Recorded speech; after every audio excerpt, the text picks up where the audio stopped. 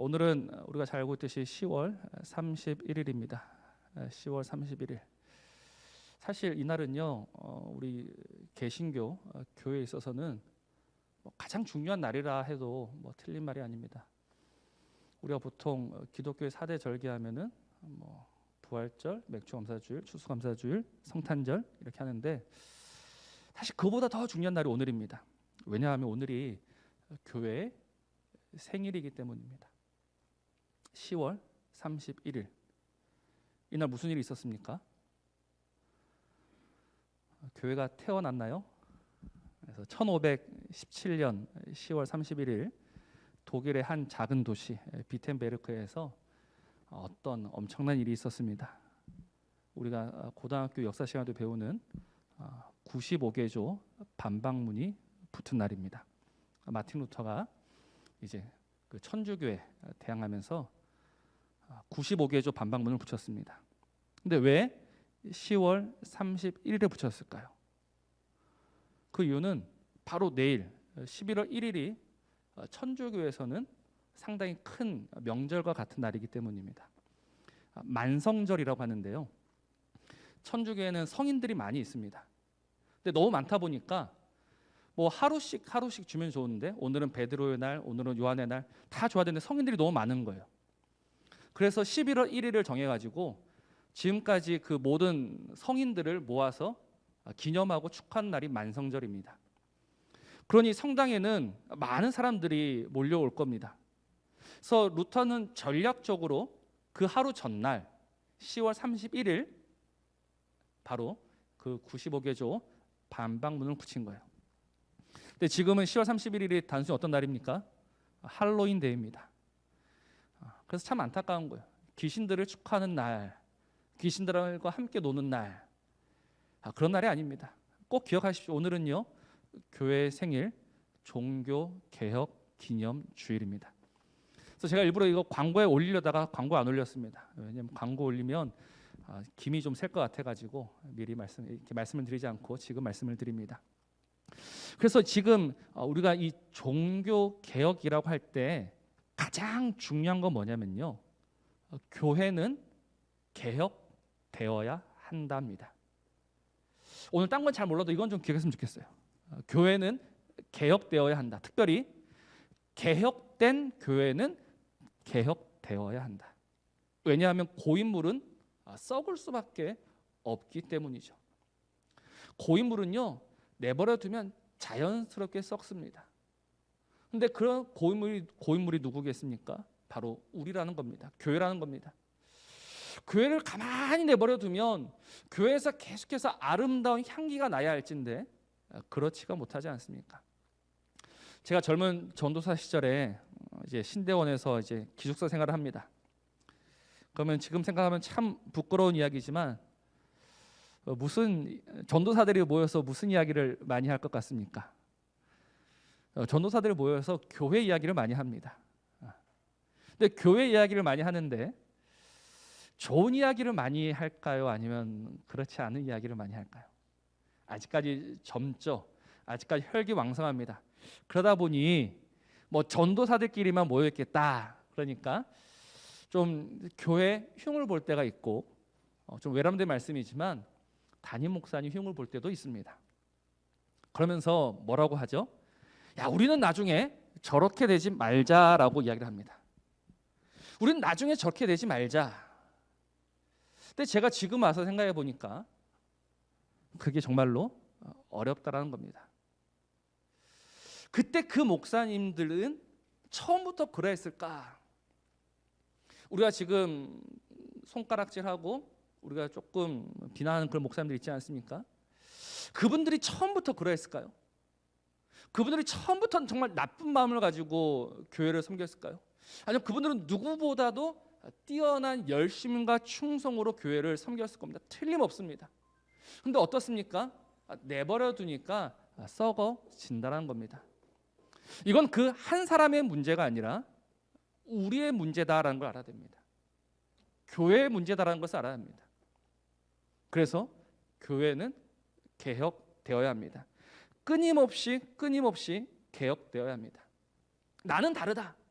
나는 정말 끝까지 충성할 수 있어라고 자신할 수가 없습니다.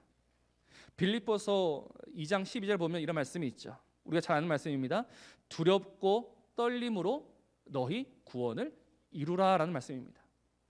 두렵고 떨림으로 구원을 이뤄라. 이거는요, 우리의 구원에 대해서 불안해하고 염려하고 걱정해라라는 그런 말씀이 아닙니다. 이 두렵고 떨림으로 구원을 이루라라는 말씀은요, 끊임없이 믿음 안에서 자기 자신을 돌아보라는 겁니다. 왜냐하면 돌아보지 않으면 넘어질 수밖에 없거든요. 그래서 고린도전서 10장에서도 똑같은 말씀하고 있죠. 이렇게 말씀합니다. 선줄로 생각하는 자는 넘어질까 조심하라. 선줄로 생각하는 자는 넘어질까 조심하라. 하나님의 말씀입니다. 우리에게 주시는 경고입니다. 그러니 우리는 끊임없이 돌아보아야 하는 것이죠. 그래서 오늘 빌립보서 3장 말씀을 보면 사도 바울이 빌립보 교회에 이렇게 또 말씀합니다. 오늘 본문 아니지만 3장 1절입니다. 이렇게 말씀하죠. 끝으로 나의 형제들아 주 안에서 기뻐하라. 너희에게 같은 말을 쓰는 것이 내게는 수고로움이 없고 너희에게는 뭐하다라고 합니까? 안전하다라고 합니다. 3장 1절 너희에게 같은 말을 쓰는 것이 내게는 수고로움이 없고 너희에게는 안전하다. 안전하다라는 겁니다. 계속해서 말씀을 듣고 계속해서 말씀 안에서 스스로를 돌아보고 계속해서 자신을 다듬어가고 개혁해야지만 그것이 어떻다? 안전하다라는 겁니다. 그러니 오늘도 들리는 이 말씀을 또 똑같은 소리 하네, 또 잔소리 하네라고 여길 것이 아니라 우리는 이 말씀을 나를 살리는, 나를 새롭게 하는 말씀인 줄로 알고 이 말씀 안에서 끊임없이 돌아보아야 한다는 겁니다. 그래서 우리는 오늘 이 종교개혁 기념주의를 맞아서 스스로를 돌아보아야 합니다. 어떻게 스스로를 돌아볼 수 있을까요? 스스로에게 이렇게 질문해봤으면 좋겠습니다. 나는 정말 예수님을 믿고 있는가? 나는 정말 예수님을 믿고 있는가라는 질문입니다. 스스로에게 이 질문하셔야 합니다.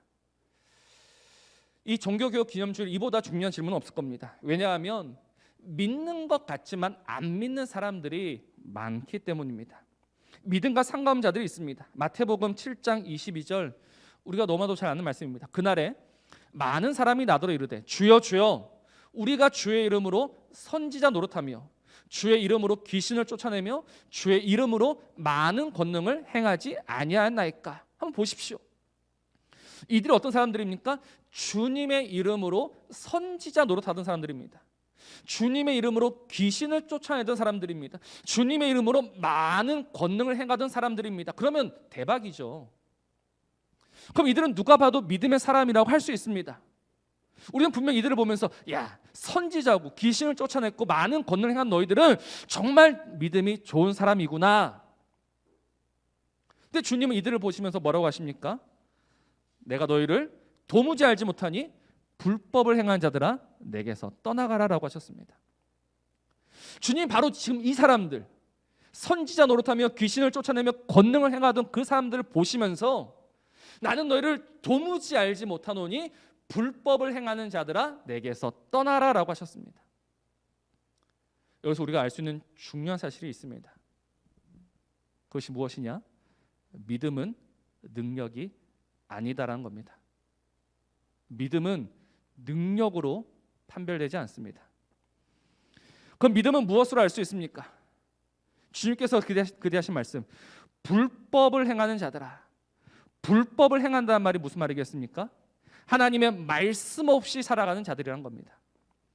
그들이 많은 권능을 행할 수 있지만 그러나 그들이 말씀 없이 살아간다면 그들은 예수님을 믿는 사람이 아니다라는 겁니다. 그러니 믿음은 무엇이냐? 하나님의 말씀에 대한 전적인 순종으로 나타나는 겁니다. 나는 정말 예수님을 믿는가? 오늘 이 질문을 우리에게 한다면 우리는 어떻게 답을 해야 하는가? 나에게 어떤 순종이 있는가? 내가 하나님의 말씀에 대한 어떤 순종이 있는가라고 생각을 해야 합니다. 왜냐하면 믿음은 곧 순종이기 때문입니다. 야고보서 2장 18절 말씀을 보면 행함이 없는 믿음은 죽은 믿음이라고 했습니다. 어떤 사람은 말하기를 너는 믿음이 있고 나는 행함이 있으니 행함이 없는 내 믿음을 내게 보이라. 나는 무엇을 보인다 합니까? 나는 행함으로 내 믿음을 너에게 보인다라고 했습니다. 믿음은 행함이요 행함은 곧 순종이란 겁니다. 근데 사실 우리는 이 부분에서 500년 전 종교 개혁과 정면으로 충돌하게 됩니다.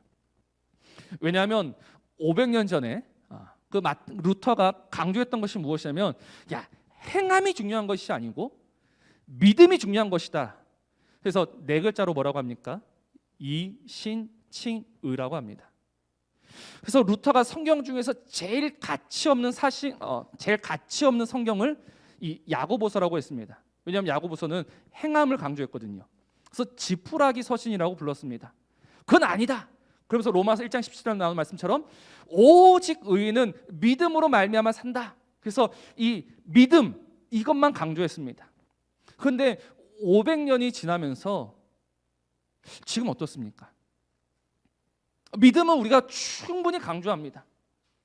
그러나 과연 그 믿음을 무엇으로 보여야 할지에 대한 그 답이 우리에게 없다라는 겁니다. 믿음이 있기는 있는 것 같은데 행함이 없습니다. 그래서 제가 앞서 말씀드렸죠. 교회는 항상 개혁되어야 한다. 우리가 한 번은 믿음으로 쭉 달려갔다면 이제는 그 믿음 그 끝에서 머무는 것이 아니라 이젠 다시 돌아와야 합니다. 어디로요? 행함으로요. 그래서 이 개혁되어야 한다는 것은요, 균형을 찾아가는 과정입니다. 그 믿음의 균형을 잘 찾아가야지만 좋은 믿음이다라고 말할 수 있는 것이죠. 그래서 오늘 우리는 다시 한번 이 말씀 앞에 우리의 삶을 돌아보려고 합니다. 예수를 믿는 것이 무엇인지 다시 한번 생각해야 합니다. 그래서 요즘 저한테 가장 꽂힌 말씀이 하나 있습니다. 빌립보서 4장 말씀인데요. 너희 관용을 모든 사람에게 알게 하라. 주께서 가까우시니라 라는 말씀이 저한테 많은 부담으로 작용하고 있습니다. 제 친구 목사 가운데 누가 보더라도 목사 같은 친구가 있습니다. 뭐 말하는 거나 행동하는 거나 누가 보더라도 목사입니다. 반면 저는 어떻습니까? 많은 사람들이 저를 보면서 누가 보더라도 너는 목사가 아니다라고 합니다. 지금 이렇게 정장을 입고 있지만 제가 교회 뭐 운동회 같은 날에 추리닝 입고 가면 뭐 열이면 열 운동선수라고 이야기를 합니다. 그래서 저는 제가 봐도 목사 같지가 않습니다. 그 목사 같지 않기 때문에 정말 더 부담이 되는 겁니다. 너희 관용을 모든 사람에게 알게 하라. 조금 더 친절해야 되고 조금 더 이해해야 되고 조금 더 품어줘야 하는데 나에게 정말 그런 성품이 있는가? 왜냐하면 저는 손해보는 거를 견디지 못하거든요. 누군가 저에게 조금이라도 손해를 끼친 것 같으면 저는 따집니다. 저는 무조건 그거는 억울합니다라고 이야기를 합니다. 근데 유튜브 어떤 목사님이 이렇게 설교하시는 거예요. 그 손해보는 거 조금도 견디지 못하면서 어디 가서 그리스도인이라고 하지 마라. 그 조금 손해보는 거 그거 견뎌하지 못하는데 네가 어떻게 그리스도인이냐. 전 이 말씀이 저한테 확 와서 꽂히는 거예요. 그래, 내가 그리스도인인데, 내가 하나님의 사람인데, 내가 정말 그 손해보는 걸 견디지 못한다면 어떻게 해야 되나. 근데 잘 바뀌지 않습니다. 근데 어제 제가 그저께 깁스 풀러 이제 어디 가면서 택시를 타게 됐습니다. 근데 뻔히 길을 아는데 돌아가는 거예요. 화가 납니다. 쭉 가면 되는데 마을 한 바퀴를 돌고 가는 겁니다. 옛날 같았으면 뭐 하는 짓입니까? 라고 따졌을 겁니다. 근데 그때 가만히 생각해 보니까 그래, 그렇게 돌아가면서 나한테 어떤 손해가 올까? 한 500원, 1000원 정도 손해가 왔습니다. 그 500원, 1000원 앞에 내 믿음을 팔 것인가? 그래서 화가 싹 가라앉아요. 그리고 내리면서 그 기사분에게 인사하면서 오늘도 행복한 하루 되십시오라고 인사하면서 내렸습니다. 근데 제 안에는 그때부터 뭐가 생겼습니까? 기쁨이 있는 거예요. 택시 기사분은 무슨 일이 있었는지 모를 겁니다. 그냥 손님 잘 내려줬구나. 근데 저는 내리면서 기뻤고 또 한 가지 들었던 확신은 하나님도 기뻐하신다라는 확신을 가졌습니다. 다른 게 믿음은 다른 게 아니죠. 하나님이 우리에게 주신 그 작은 것 하나에 순종하는 것. 근데 이게 잘 될까요? 잘 안 됩니다. 끊임없이 해야 돼요. 그래서 제가 요즘 이렇게 이 관용에 대해서 좀 한번 살려고 몸부림치는데 또 옆에서 어떤 사람이 한마디씩 툭툭 던집니다. 그냥 살던 대로 살아. 그냥 하던 대로 해. 그때마다 다시 살던 대로 살고 싶고 다시 하던 대로 하고 싶은 마음이 올라옵니다. 그러나 우리는 누구의 말씀을 들어야 됩니까? 하나님의 말씀을 들어야 되는 거예요. 하나님이 무엇을 기뻐하실까? 하나님이 무엇을 원하실까? 그래서 그 말씀 앞에 다시 오늘 우리의 삶을 살아내는 것, 그것이 믿음이란 겁니다. 사랑하는 성도 여러분, 정말 예수님을 믿으십니까? 그렇다면 지금 그 믿음이 여러분들에게 무엇을 요구하고 있습니까? 믿음은 우리 안에 많은 것들을 요구하지 않습니다. 믿음은 나의 가장 약한 그 한 부분을 요구합니다. 네가 그 하나를 하나님께 드려야 되지 않겠느냐? 정말 그 하나를 하나님께 순종하지 못하면서 우리가 어떻게 믿음의 사람이라고 할 수 있겠느냐? 끊임없이 우리에게 질문하고 끊임없이 우리를 그 하나님 앞으로 우리를 부릅니다. 오늘 그 하나님의 그 부르심, 하나님의 요구 앞에 우리는 믿음으로 반응해야 합니다. 그 믿음을 따라서 부단히 우리의 삶을 바꾸어 나가야 합니다. 첫 술에 배가 부르지 않습니다. 그래도 해야 합니다. 아무것도 변하지 않는 것 같지만 그래도 그렇게 살아 보아야 합니다. 그것이 믿음입니다. 아무것도 달라지는 것이 없고 아무것도 변한 것이 없지만 그러나 하나님이 나에게 주신 그 말씀의 부담을 가지고 오늘 하루를 살아내는 것, 그것이 믿음입니다. 오늘 바울은 바로 그 믿음의 삶으로 우리를 부르고 있습니다. 우리가 사도 바울, 너무나도 잘 알고 있는 사도 바울이죠. 바울을 어떤 말로 우리가 다 수식할 수 있을까요? 위대하다라는 말로 설명하기에도 부족한 사람이 사도 바울입니다. 그는 참으로 대단한 사람입니다. 그는 명예의 전당이 있으면 거기에 들어가도 손색이 없는 사람이죠. 근데 지금 그 사도 바울이 오늘 13절에서 뭐라고 고백합니까? 형제들아, 나는 아직 내가 잡은 줄로 여기지 아니하고 오직 한 일, 즉 뒤에 있는 것은 잊어버리고 앞에 있는 것을 잡으려고라고 합니다. 오직 한 일, 내가 이미 이룬 일, 내가 이미 세운 업적들, 그거는 다 지나간 거다.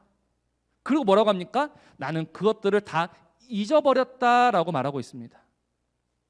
우리 같았으면 절대 잊어버리지 않죠. 우리 같았으면 두고 기억합니다. 내가 했던 일, 내가 섬겼던 일, 내가 지금까지 했던 그 모든 일들을 우리는 사골 육수 우려 먹듯이 쪽쪽 우려서 다 빨아먹습니다. 근데 지금 사도 바울은 뭐라고 하고 있느냐? 다 잊어버리겠다라는 거예요. 다 잊어버리겠다. 왜요? 왜 잊어버립니까? 그 뒤에 있는 말씀, 앞에 있는 것을 잡으려고 라고 하는 거예요. 그러니까 오늘 우리에게 있어서 정말 중요한 것은 무엇이냐면 앞에 있는 것을 잡아야 된다는 겁니다. 오늘 우리 삶의 목표, 우리 신앙의 목표는요, 많은 것을 남기는 것이 아니라 오늘도 앞에 있는 것을 잡으려고 달려나가는 믿음이 되어야 합니다. 그럼 앞에 있는 것은 도대체 무엇입니까? 14절 말씀을 보면 이렇게 말씀하죠. 그 앞에 있는 것이 무엇이냐? 표대를 향하여 그리스도 예수 안에서 하나님이 위에서 부르신 부름의 상을 위하여 달려가노라. 하나님이 위에서 부르신 부름의 상. 지금까지 내 삶의 목표는 이 부름의 상이다라는 겁니다. 난 그거를 잡기 위해서 내가 한 일은 다 잊어버리고 다 놔두고 달려가겠다. 그럼 그 부름의 상은 도대체 무엇이냐? 오늘 11절을 보십시오. 이렇게 말씀합니다. 어떻게 해서든지 죽은 자 가운데서 부활에 이르려 하노니라고 했습니다. 어떻게 해서든지 죽은 자 가운데서 부활에 이르려 하노니. 그러니까 지금까지 사도 바울의 삶의 목표 무엇입니까? 부활이라는 겁니다. 사도 바울은 지금 그 부활을 위해서 달려갑니다. 그래서 15절, 그러므로 누구든지 우리 온전히 이룬 자들 이렇게 생각할지니 만일 어떤 일에 너희가 달리 생각하면 하나님 이것도 너희에게 나타내시리라. 그러므로 누구든지 우리 온전히 이룬 자들. 그래서 온전히 이룬 자들은 뭘까요? 내가 이미 부활을 얻었다라고 생각하는 자들입니다. 나는 정말 그 부활에 참여했다고 믿는 자들입니다. 그 믿음은 무엇이다? 다시 돌아가서 오늘도 부름의 상을 위해서 달려가는 사람이다라는 겁니다. 내가 부활을 이미 얻어서 안주하는 사람이 아니라 정말 내가 그 부활에 참여하는 사람은 오늘 그 부활을 위해서 쉼없이 달려가는 사람, 앞에 있는 것을 위해서 달려가는 사람. 그래서 믿음은요, 다시 한번 우리에게 그 앞에 있는 것을 잡기 위해서 달려가야 한다라고 우리에게 믿음의 요구를 한다는 겁니다. 사랑하는 성도 여러분, 지금 우리는 왜 살아야 합니까? 우리 삶의 이유가 무엇입니까? 삶의 목적이 무엇입니까? 우리는 주님을 왜 믿습니까? 답은 하나입니다. 부활입니다. 근데 여기서 부활을 단순히 다시 산다라고 생각하시면 안 됩니다. 성경에서 말하는 부활은요, 생명을 말하는 겁니다. 성경에서 말하는 부활은요, 영원한 생명을 말하는 겁니다. 영원한 생명이 있습니다. 그 영원한 생명을 위해서 우리는 오늘도 달려야 하고 내일도 달려야 하고 주께서 우리를 부르실 그날까지 쉼없이 달려가야 한다는 것이죠. 근데 많은 사람들이 이 경주에서 벗어나고 그만둡니다. 특별히 6장 말씀, 요한복음 6장 말씀을 보면 주님께서 정말 예수님을 믿는 것이 무엇인지, 하나님을 믿는 것이 무엇인지를 이야기합니다. 그래서 고난 받으시고 십자가 달려 죽으실 것을 이야기하시죠. 그래서 요한복음 6장 앞에 말씀 보면 주님이 이렇게 말씀하십니다. 너희도 이제 가려느냐? 왜냐하면 다 떠났거든요. 그 주님의 말씀 앞에 다 떠났습니다. 그래서 주님이 제자들을 물끄러미 바라보시면서 너희도 갈 거냐라는 말씀이에요. 그때 시몬 베드로가 이렇게 대답하죠. 시몬 베드로가 대답할 때 주여 영생의 말씀이 주께 있사오니 우리가 누구에게로 가오리이까? 주여 영생의 말씀이 여기 있는데 우리가 어떻게 딴 데를 갈 수 있겠습니까? 오늘 우리는 주님 안에서 주님의 말씀 붙들고 살아가겠습니다. 그 말씀 나에게 영생을 주는 줄로 믿습니다라는 그 고백으로 그는 주님과 함께 살아갔던 겁니다. 그러니 내가 정말로 예수를 믿는다라고 우리가 어떻게 자신 있게 말할 수 있느냐? 내 삶의 목적, 내 삶의 목표가 영생이고 오늘도 그 영생을 이루기 위해서 아까 주셨던 말씀, 불법을 행하는 자가 되지 않기 위해서 오늘도 그 하나님의 말씀에 순종하기 위해서 우리는 오늘 이 삶을 살아내어야 한다는 겁니다. 어떻습니까? 우리는 정말로 예수를 믿습니까? 나는 정말로 예수를 믿는다고 자신 있게 말할 수 있습니까? 여기서 한 가지 또 요구하는 것이 있습니다. 그것이 무엇이냐면 내가 하나님의 말씀에 순종한다고 할 때 이 순종은요 억지로 하는 순종이 아닙니다. 생명을 얻어내기 위해서 마지못해 하는 그런 순종이 아닙니다. 하나님 우리에게 원하시는 순종이 무엇입니까? 사랑에 의한 순종입니다. 자발적인 순종입니다. 내가 왜 하나님의 말씀대로 살아가는가? 하나님을 사랑하기 때문입니다. 하나님을 사랑하기에 하나님의 말씀을 따라 행하니 그 말씀이 나에게 무엇을 줍니까? 영생을 주는 것이죠. 영생을 얻기 위해서 순종하는 것이 아니라 하나님을 사랑하기에 순종하고 그 순종이 나에게 생명을 준다는 겁니다. 그래서 뭐가 필요하나? 시간이 필요하다는 겁니다.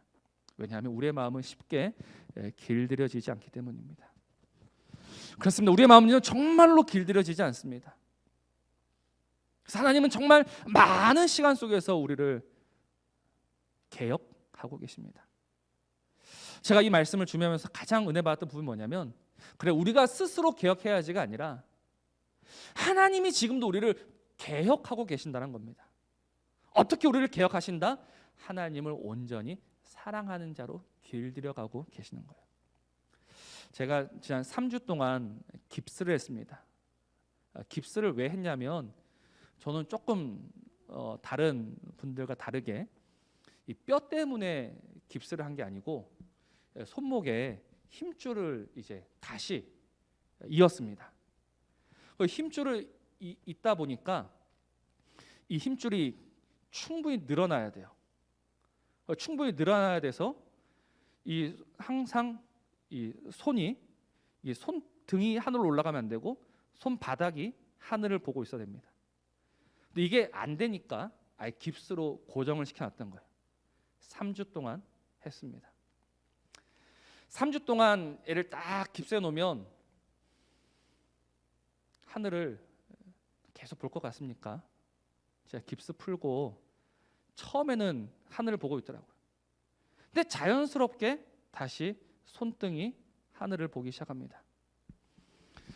그랬더니 그 의사분이 하신 말씀이 뭐냐면 2주 뒤에 다시 볼 건데 만일 그때 이 손등이 다시 하늘을 많이 본다면 2주 동안 깁스를 더 할 겁니다 라는 거예요. 2주 동안 깁스를 더 한다. 생각만 하기도 싫습니다. 그래서 지금도 계속 이렇게 하고 있습니다. 왜요? 질을 드리기 위해서 말입니다. 그러면서 한 가지 깨닫는 것이 무엇이냐면 하나님이 정말 우리를 길들이시고 질들이시기 위해서 때때로 깁스로, 때때로 고난으로 우리의 삶을 묶어두고 계신다는 겁니다. 왜요? 그렇게 하지 않으면 하나님을 향하지 않거든요. 그렇게 하지 않으면 하나님을 보지 않거든요. 그렇게 하지 않으면 하나님을 쳐다볼 생각도 하지 않거든요. 그래서 우리가 정말 예기치 않은 고난과 아픔 속에서 하나님은 하나님을 바라보는 자로, 하나님을 향하는 자로, 하나님의 은혜로 사는 자로 그렇게 우리를 묶어두고 계시는 겁니다. 하나님은 그렇게 지금도 우리를 개혁해 나가고 계십니다. 우리에게 무엇을 주시기 위해서요? 영생을 주시기 위해서 말입니다. 생명은요, 우리가 노력해서 얻는 것이 아닙니다. 생명은 하나님이 우리에게 주시는 겁니다. 지금 우리를 그 생명에 합당한 자로 만들기 위해서 하나님 우리를 끊임없이 개혁해 나가고 계십니다. 어떻게 하시겠습니까?